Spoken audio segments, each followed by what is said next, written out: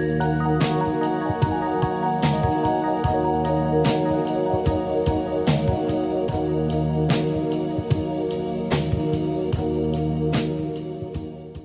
welcome back to Search with Sean, and this is a kind of a special show today.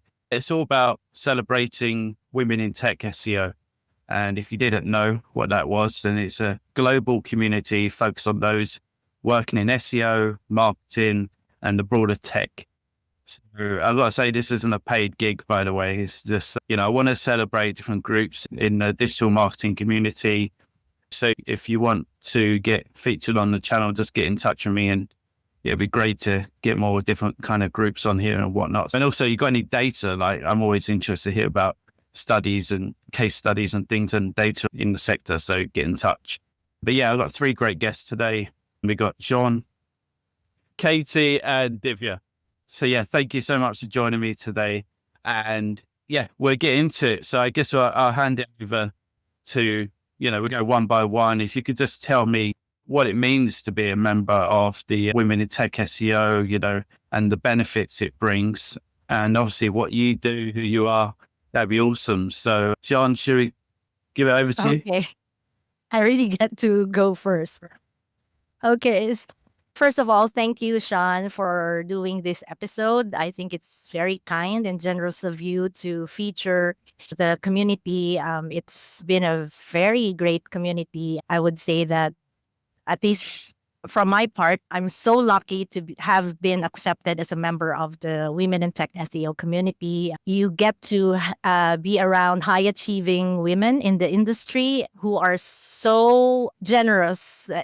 It's unbelievable how generous they are in sharing their knowledge, helping you out when you have, you stumble upon problems with your own clients. And all things SEO, marketing, and boosting your confidence. So as a short introduction, my name is Jeanne Tan. I'm an SEO consultant and entrepreneur. I mainly work with impact-driven businesses to help them increase their revenues without the fear of losing their search rankings in the next algorithm update using my high-converting SEO strategies. Awesome. And have you got any kind of examples of when you go to the community to kind of get help, or any events that you've been to or anything like that? Any stories? That'd be great to hear. Yeah, mostly when I first joined the community, my questions were always about, technical SEO, because even if you know all these stuff, there will always be things that, come out. And one particular thing, though, was something. I had this client in California who had a problem with his Google business profile. He locked himself out. He couldn't remember his password and all that stuff. And oh my God, I'm so sorry if I can't remember your name right now, but she's like one of the top experts for Google My Business. She helped me out for free. My client was so delighted. We were able to unlock their, Google business profile, and now, they're ranking and receiving reviews from customers. What else? I have been featured in a Moz.com article, Search and Stuff, and I think Digital Olympus, because of Women in Tech SEO. Because, these women would just post on the opportunities thread on Slack, and you just have to, be confident enough to submit your entries. And it's incredible, with all the opportunities and help that you can get from Women in Tech SEO. Yeah, awesome. And yeah, and people may ask, why are you doing this, Sean? That's all right. I'll cover that. Is because I hear so many good things about this community, and being part of the general SEO community, it's hard to ignore these great, initiatives. And it's something on my channel I've always wanted to cover a wide range of different things. And this is kind of where I wanted to go with. And I get the newsletter as well. And the newsletter is one of the best out there, and it's really, great insight. So that's kind of why I'm doing this, just in case anyone asks. Katie, what about yourself? Yeah, hi.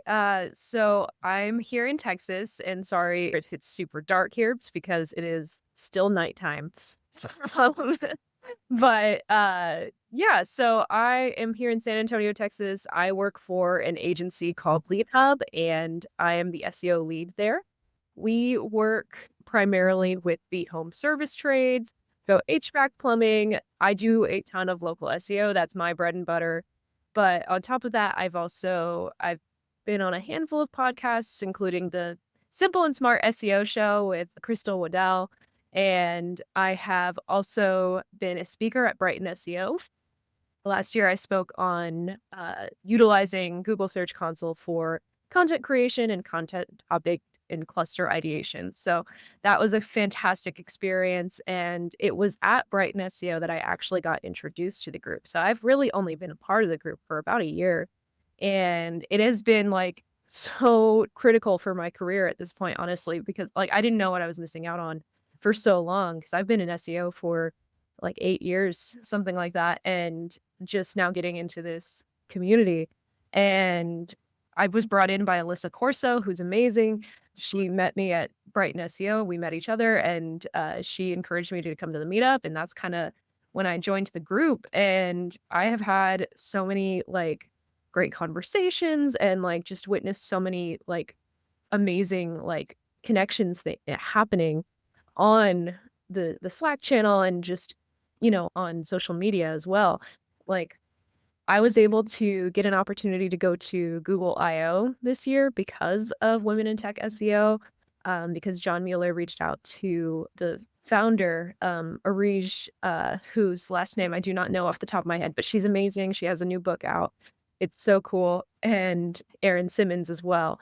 And just like Sean, I do go there with my questions and I do try to contribute as well. Um, a lot of the time it's coming in for like a sanity check because, we're all in SEO. We've been there where it's like, is anybody else seeing this? And like there was like one instance where Google's business like review counter was just broken for everyone. And I was like seeing it on a few of my clients and I was like, okay, this is more than just like one problem. Like, so I went out and sure enough, it was a huge outage from Google. But like we got that kind of like early scoop before Google even announced anything or said like, hey, this is an official bug. So like it's literally like having like thousands of boots on the ground that you can consult at any time because it's a global community. There are people online always. So just really fantastic, very uplifting and empowering in an industry. You can go there for advice on like your career, but you can also go there for like the technical stuff as well. So it's a wonderful, wonderful space. Awesome. Yeah, and it is global. I mean, this call alone shows that. But yeah, Divya, what about yourself?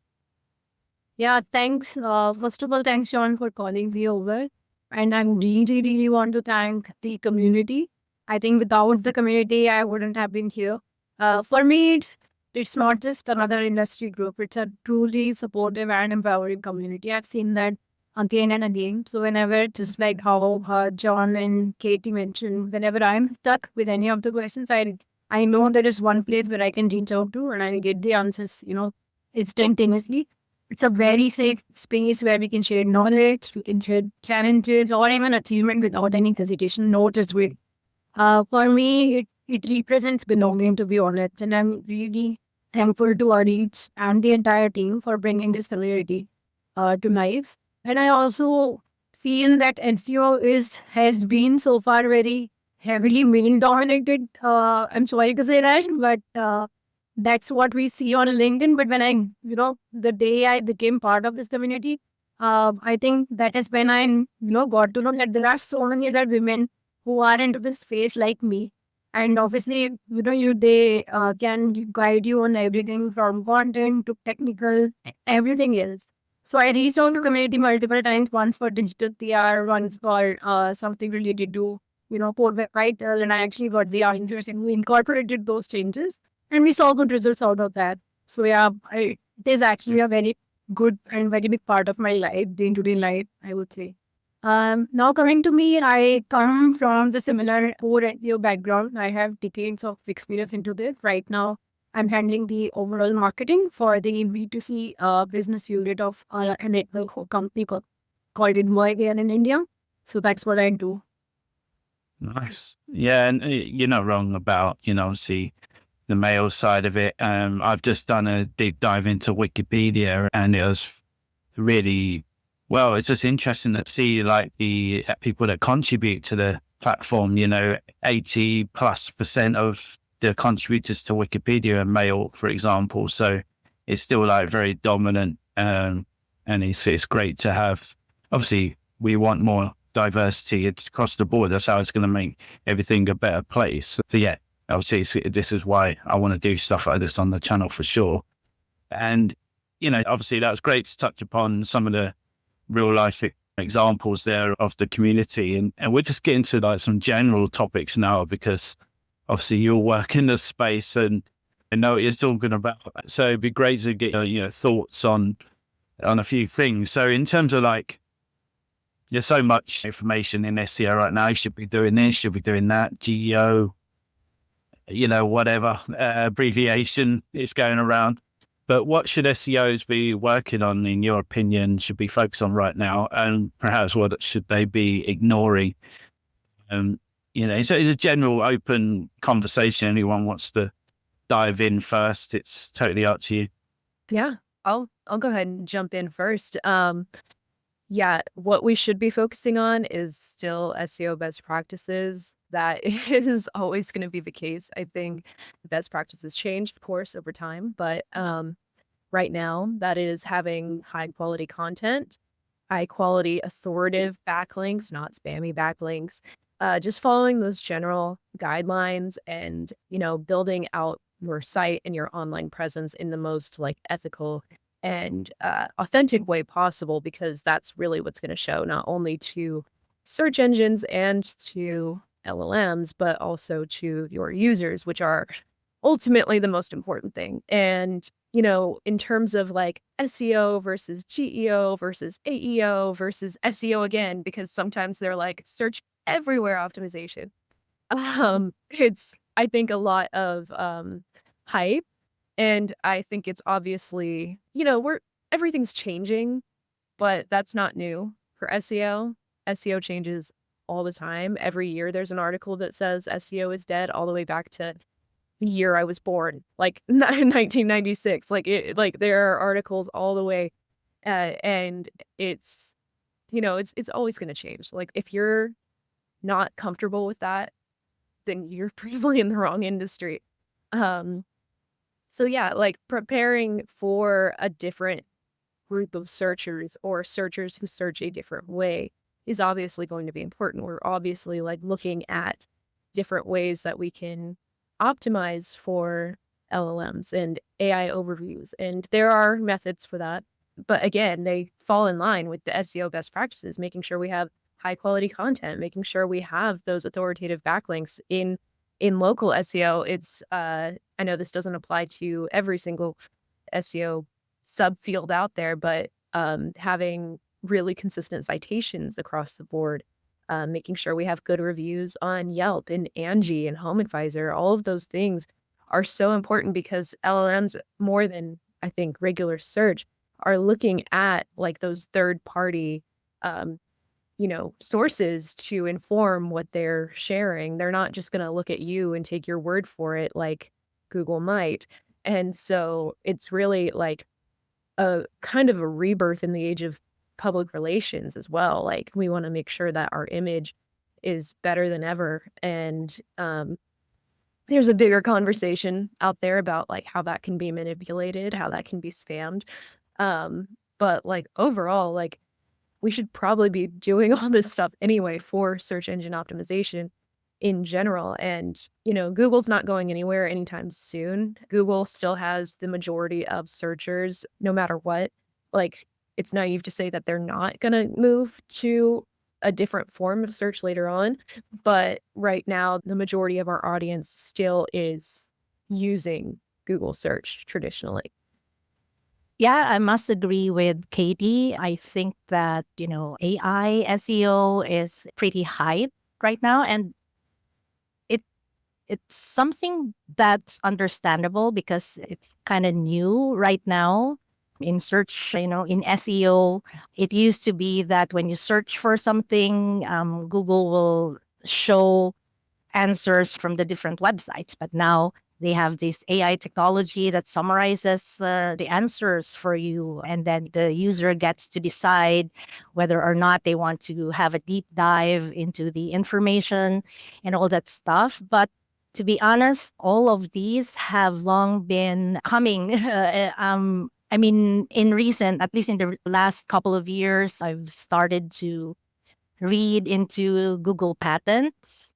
And going deeper into those documents have made me understand that all these things have been there for quite some time. But, it takes a lot of budget and engineering, stuff to make things happen. So what Google does is that every time they do an algorithm update, they just polish from those, how do you call it, technology or framework. So it's like rolling out a framework that they already have on patent, but they roll them out in stages, right?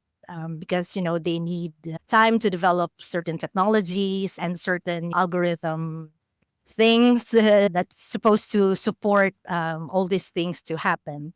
Another thing that I've also realized is that ultimately what Google wants is for users to satisfy their search intent, and most of those are really to buy something, which is why I've recently also tried to incorporate as much as possible CRO strategies.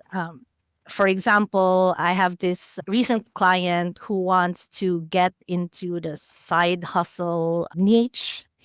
And my first question to her, because she wanted to have a blog site for side hustles, right? But my question to her was, what's the ultimate purpose of building this site? Is it just to blog? Because if that's your main purpose, well, AI can do that for you right now, like AI overviews, and you go to Chat GPT and it will spit out all the at least all the general information that you can have. But and then she says that ultimately I want to teach women how to earn money, gain financial independence.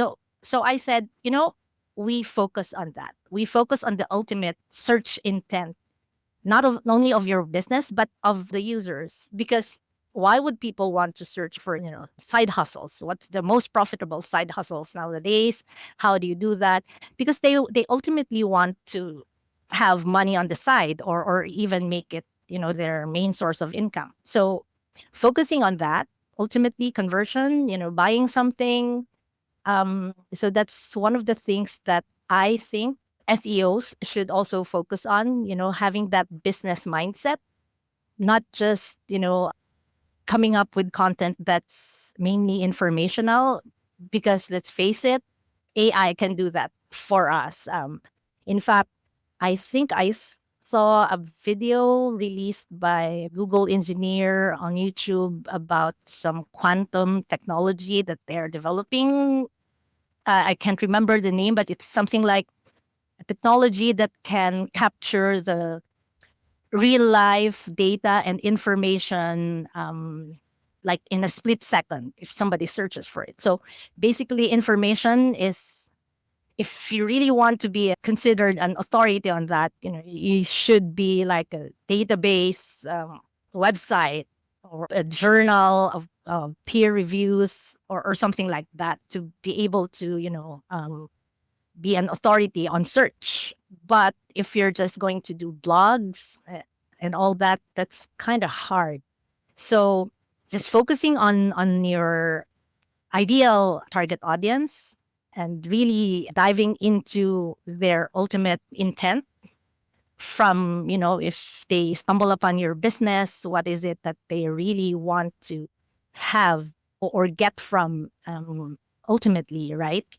Uh, those are things that you can focus on. And Also, I don't think that we should just be focusing on AI nowadays, because AI is, for me, is just an offshoot of the technology that, search engines like Google and Bing have been developing over the last several years, and it's come to this. But being able to really understand how these things work, I mean, if you have the time to, read even just a few of the Google patents, you'll see the pattern of where search is, going, the direction that it's going to be in the next few years. Yeah, I very, and I just say, like Mark Williams Cook, he has a whole thing on Spotify where he goes through the Google patterns, and it is fascinating. Actually, it's something that, like you say, if you listen to them, you'll be amazed at what they're working on in the background. And just, Divya, we'll put you inside just a couple of notes I jotted down while we were talking, like with Katie, what you're saying about, the bigger picture, because it used to be a case where, before AI got involved, your website, that was your main retail space. That was, if your brand was big enough, you can just, all those other distractions, from review websites, from third-party websites giving you bad reviews or whatever, you could kind of drown out the noise and just focus it towards your website and get people going there without that attention, taking off. And now you can't hide, AI can pull in all those different aspects and there's nowhere to hide. So these bigger brands that may have really bad reviews, or, people have done case studies on them or whatnot, it's going to come back and bite you. So that's something to definitely keep an eye on. And also, I just talked to Crystal Carter, and that interview will be on soon, actually, on the channel. But, she was just saying that the hardware side of it, I never really thought about it like that. But obviously, not that long ago, all we really had was laptops and desktops.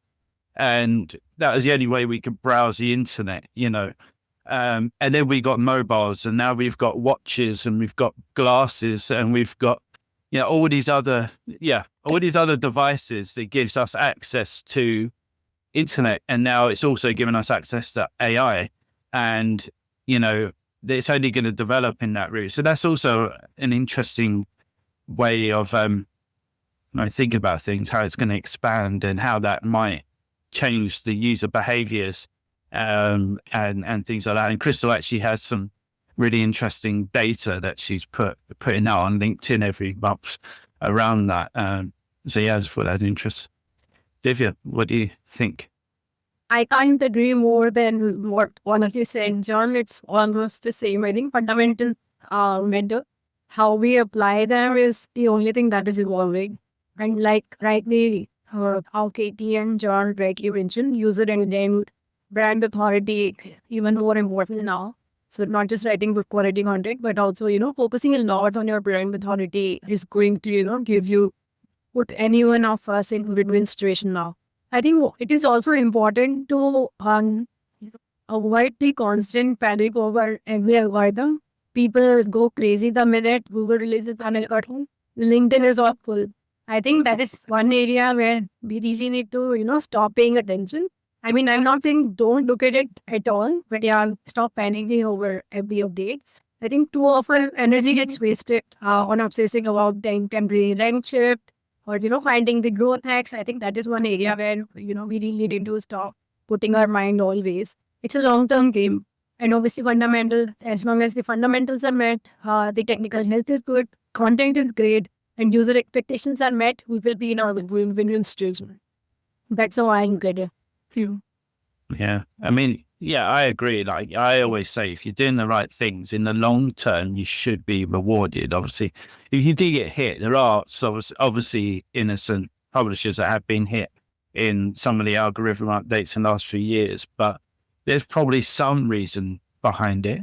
They may have really good blogs, but like you said, it's now they can be answered pretty quickly by the AI, answer engines or whatever. So it's that's just a consequence that you have to come up with other solutions and other angles to kind of deliver that. So yeah, it's interesting. How I was just thinking about it, but I might as well get your takes on it, but Reddit, like how much attention would you give to Reddit? Because obviously the growth has been massive and, has got involved in a lot of the market share across different sectors. What would you pay any attention to Reddit? So I can pitch in for, I got to jump in for that, Sean, because we have recently, so I work for a tech industry. It's a study abroad domain. And what Reddit has always been her channel to gauge the demand for each destination. And because the audience is also pretty much on Reddit, it's all Gen Z audience that we are catering to. So not just now, we have always been looking into Reddit, but now after this AI overview and everything else that has, the evolving search that has come now, the focus has gone more on Reddit because the consumption has started happening there as well. At least for this industry, there is a lot of consumption happening on Reddit. So that is how we make changes in the strategy. We see where the demand is or where the consumption is happening. We go to those platforms. So we do a lot of using the AI tools. We leverage Reddit in a lot of ways. One way how we use Reddit or we look at it is by doing the sentiment analysis.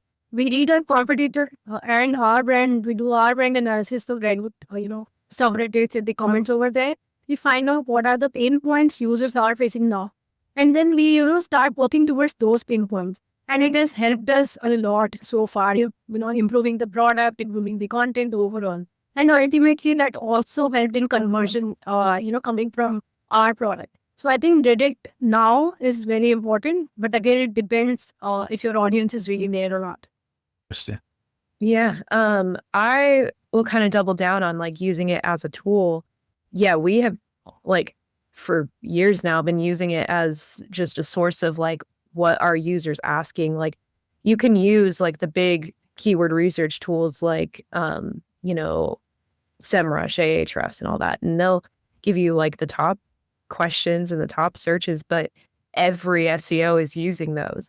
If you go to the more niche subreddits, you'll find a lot of content that hasn't been answered anywhere except for on Reddit. And that's where we find a lot of topic creation, and that's where we find a lot of success. But in terms of ranking for AI overviews using Reddit, like I think, yeah, that's got to be, an essential factor here. But how it's done, it needs to be delicate, it needs to be authentic. Redditors can sniff out astroturfing and inauthenticity so fast. I mean, I'll be super honest and vulnerable. The first time we attempted it, we were banned immediately. So we've had more successful attempts since then. But it's you got to have like the right face when you're going in there. Like you can't be like, check out my company. Like you have to be helpful. You have to be contributing to the community and to the subreddit, and you can't just be like shamelessly self-promoting. Redditors hate that. So and also like Google can tell, like when the AI overviews are coming up, it's not saying, oh, check out this company here because that's what we said. They're saying this Redditor gave this answer that got this many upvotes, and it you have to be popular. You have to be doing it right. Like it is a very like almost like surgical method of marketing that requires a lot of resources and a lot of time and effort, and just really knowing the platform. Here, the medium really is the message, and also just knowing your audience as well is super, super important if you are going to use Reddit, which I think a lot of SEOs should definitely be experimenting with if they're not already, because, so many of the AI search results come from Reddit and that third party sort of source. So yeah, definitely approach it, but approach it carefully. I would also say that Reddit is, I think, part of Google's effort to deliver authentic experience of a topic or a product, from actual experts or experience, whether they be users or content providers or product producers. I would definitely encourage, SEOs to look into how they can maximize the use of Reddit. And I think that best way to start is, just be part of the conversation as an experienced source. Or if you are an expert, then even better, where you can, provide not just your knowledge, but also your opinion and your actual experience on the topic that's being discussed. And another importance of Reddit, I think, is also, having user reviews, because Reddit is, UGC, user generated content. And that's where people are, users are supposed to get honest reviews and feedback of anything that's being offered out there. Can I just also mention the name of the lady who helped me on Women in Tech SEO for the Google business profile of my client, because I'm not going to sleep soundly tonight. Her name is Amy Toman there. Awesome. Yeah, no, good. And on the Reddit thing, I must admit, like, I'm not a big fan in the sense that it gets very heavily involved in the health side of it. Obviously, I work in the health sector, and I think there's a time and a place of when Reddit gets involved in that, and I don't think it should be on the first page of Google. But Reddit is a great place of research for sure, and those sort of places, like Trustpilot, because obviously mostly Trustpilot is people moaning, but you can see the pain points, as we said. And Reddit is a place where people are going to say things and ask things. They don't go to Google to do those searches usually. And like you said, Katie, like then the legacy sort of tools kind of compile all this data, historical data, and kind of give you these search volumes and stuff. But, this is real time data. This is real time people asking things, and you can react in real time, actually create that content, like you say, before your competitors do potentially. I'm with you though. Like, I am not a fan of them taking up so much of the AI overviews, because it's like, man, we worked so hard to get that there. And, Google makes a multi-million-dollar deal with Reddit, and all of a sudden they're everywhere. So, it does kind of squish down. Like, I work with very small businesses, and they're being absolutely pummeled right now by like these bigger companies. So it's definitely, we got to be scrappy about it. So yeah, it's what I was saying. And I think obviously, like at Macmillan where I work, we were very excited about, because we have our own online community, our own forum where people come and talk about experiences they've had with cancer. So we thought when they brought out the new forum section on Google, oh great, we're going to get more exposure to the different forums we have. And most of it's just Reddit and stuff. And it's like, I don't think that's the best use. There are some really good forums out there that are very specific to certain topics. And Reddit seems to be the dominant thing because you got an agreement or whatever. Even though they say it's not because of the agreement, because but anyway, we will go past that.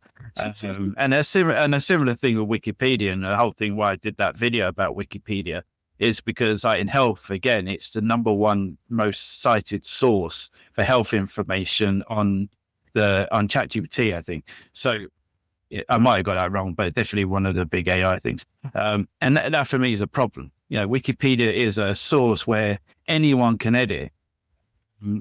And most of them are volunteers. They're not experts in the field. They're volunteer contributors, and they're contributing towards health based, and obviously all different topics, but I focus on health. And then how can you trust that? And they use that as such a, like, it's the number one source. So, everything on YouTube, they use Wikipedia, Google results, it's number 1 or 2 or 3 on the listings.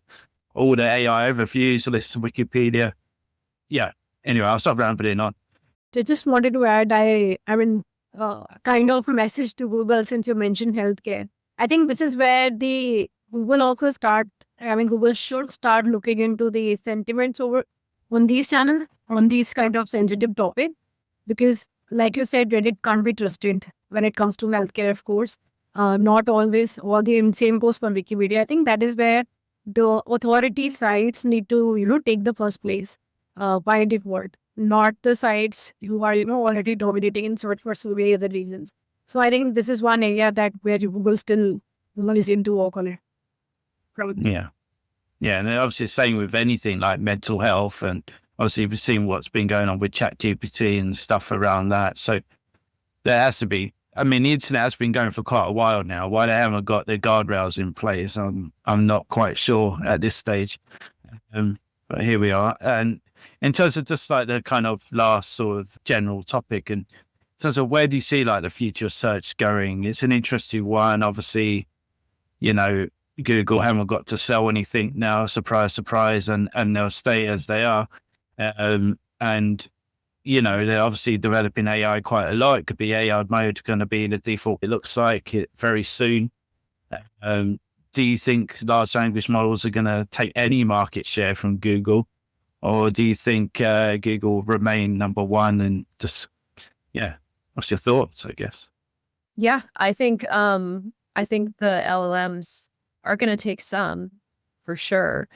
You know, it feels like we've been doing this for a while, but really we are in the very, very early days of this sort of paradigm shift of the internet and how people use it.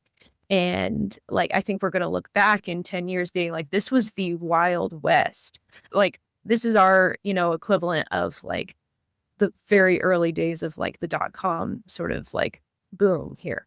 And so it's hard to say where it will go definitively. But is Google going to go away? Probably not. Google also has, you know, their hands in the race. Like they have an advantage as well because like one, like Google, it's the brand, like the brand that people have been trusting and using for years and years and years. People don't say search it, they say Google it, you know? And like just on top of that, like how much it has dominated like just pop culture and like technology and everything.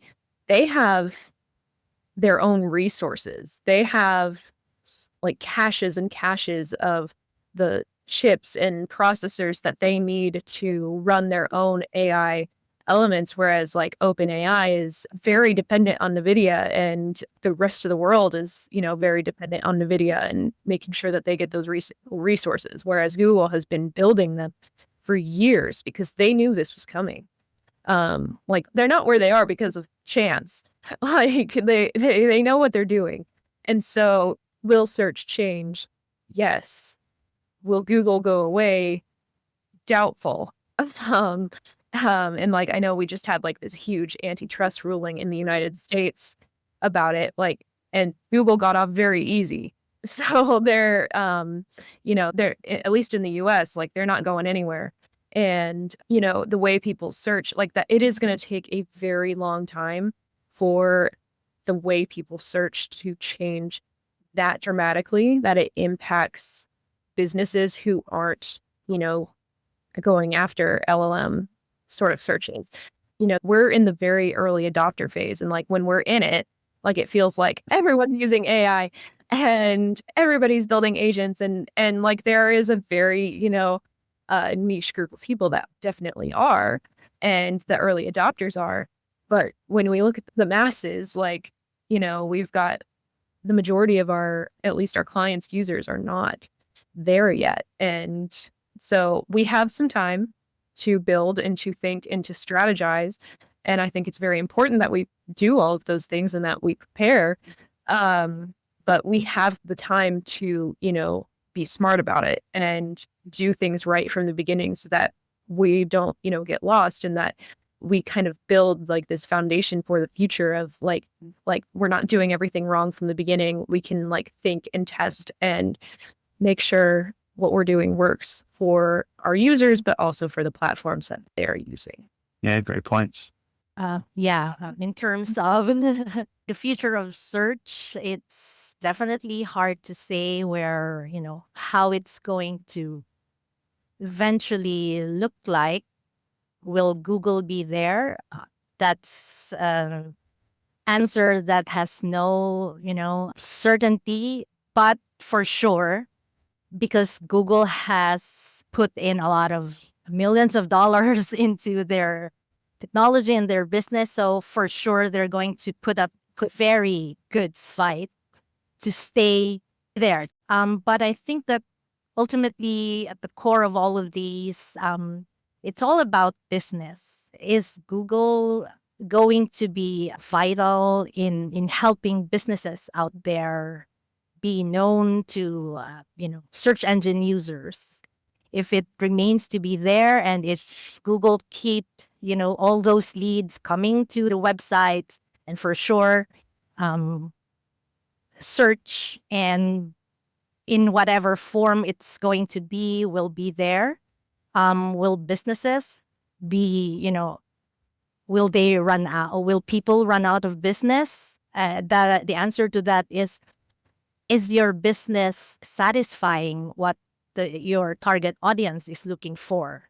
So that's something that you have to keep, in mind amidst all of these, developments, whether it's AI, a new device, or another platform that's going to, pop up.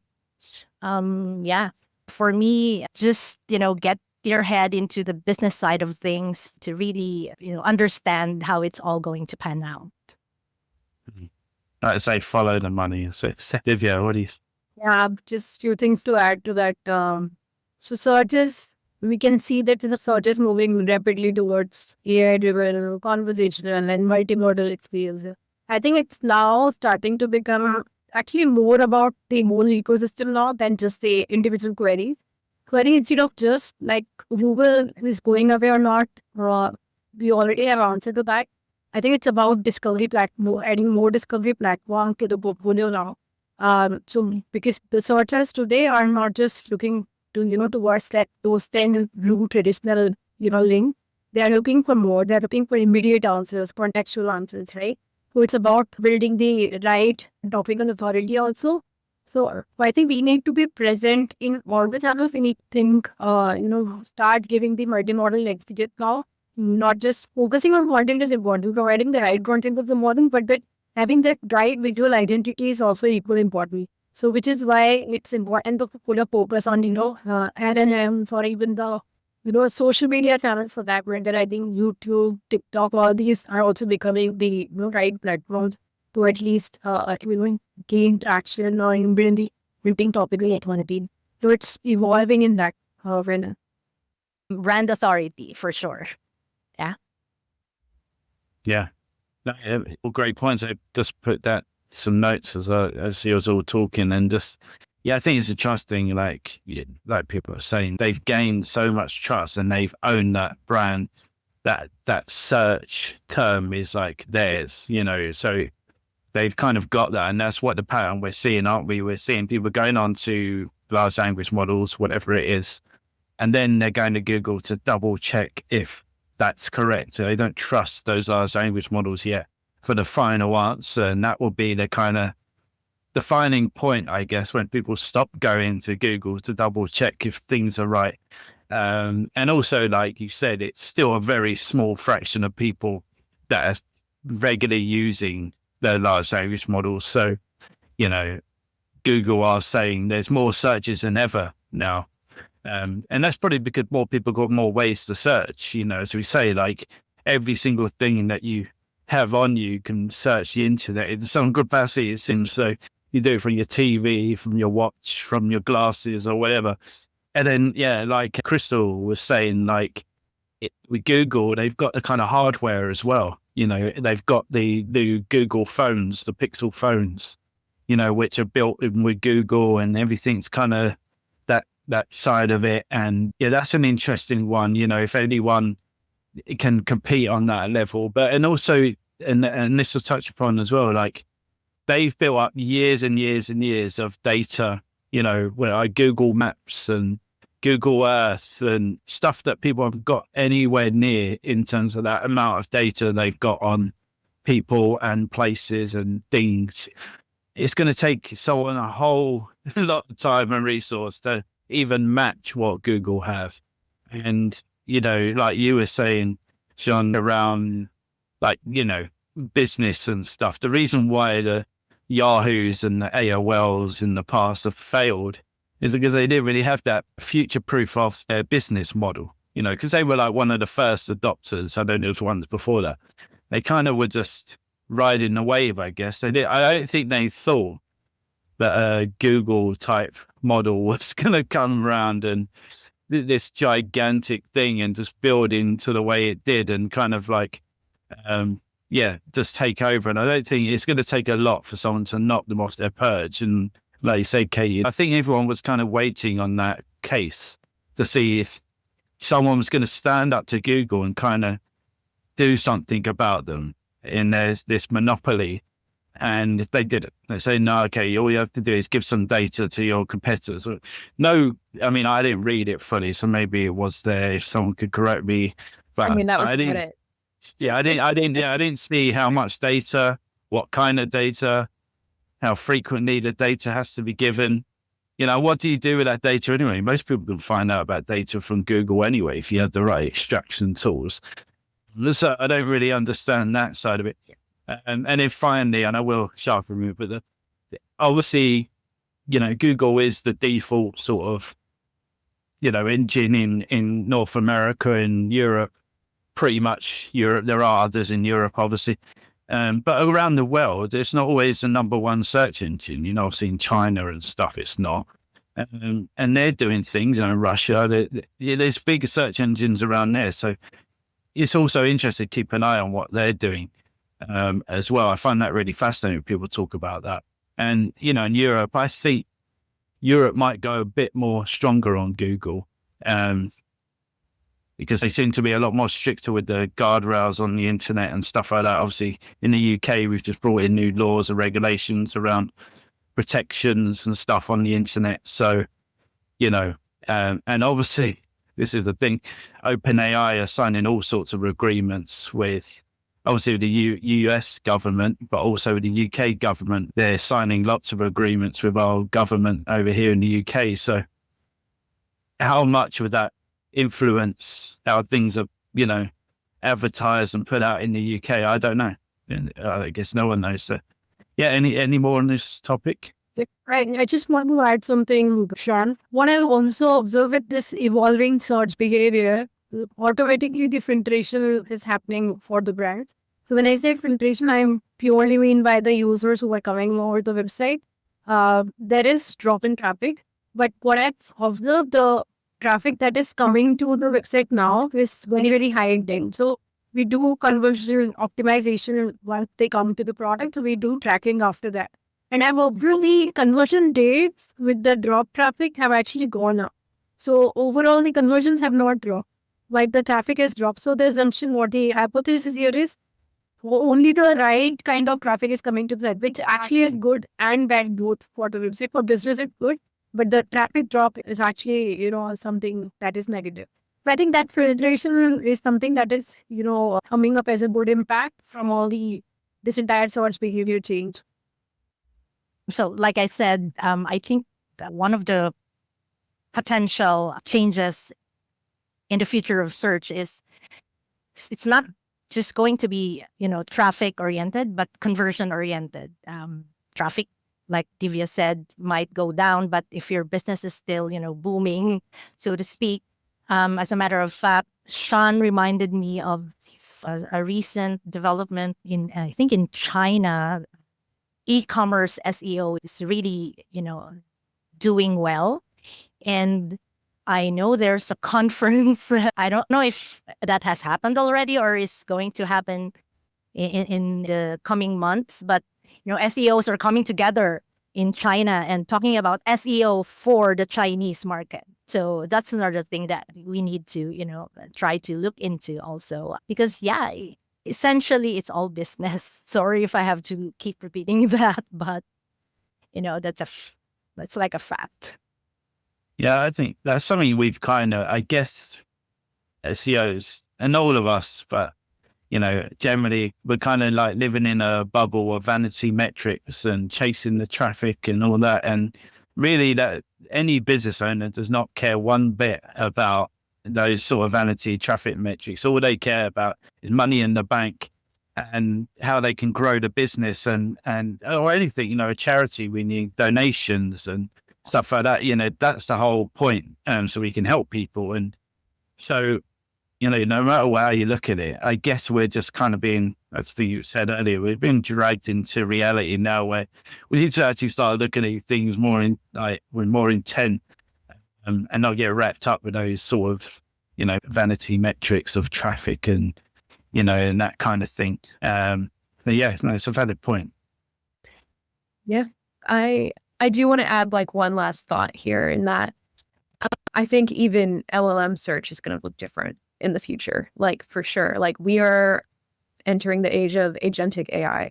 Like we're already building SEO agents at LeadHub, and it's not going to be long before people start following. And I saw the nice lady I mentioned earlier, Crystal Waddell. She made a post on LinkedIn that like I haven't gotten out of my brain since she posted it, about how what's to stop people in the future from like just creating their own agents that are their own personalized search engines that just give them what they want. What do we do then as SEOs? Like how do we, market there?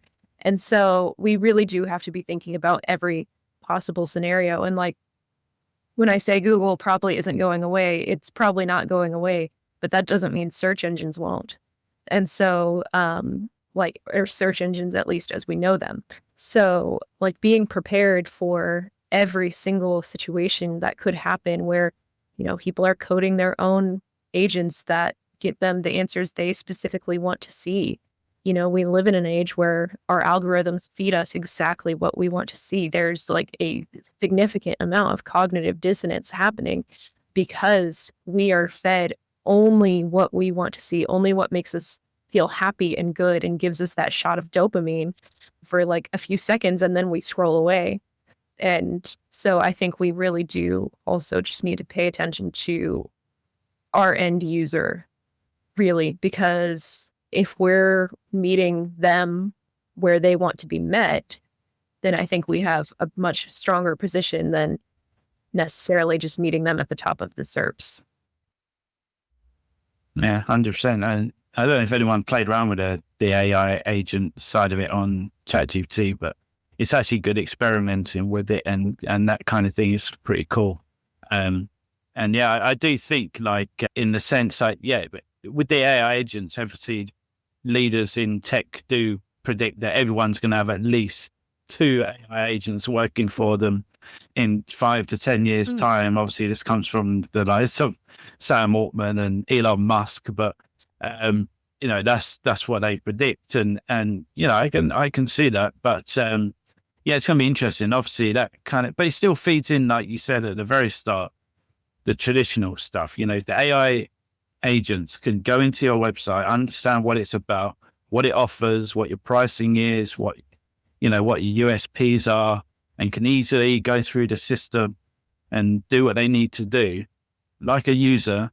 Then you're going to do better than your competitors, and nothing's really changed. But that's why I use the AI agents on ChatGPT, and obviously you're building your own, which is fab. But if you can then test out your what the obstacles are on your website and how you can perhaps fix those using those sort of agents, it's a great way of discovering those sort of pain points and stuff on your website. Before I finish up, is there any other thoughts? Any thoughts on AI mode becoming the default?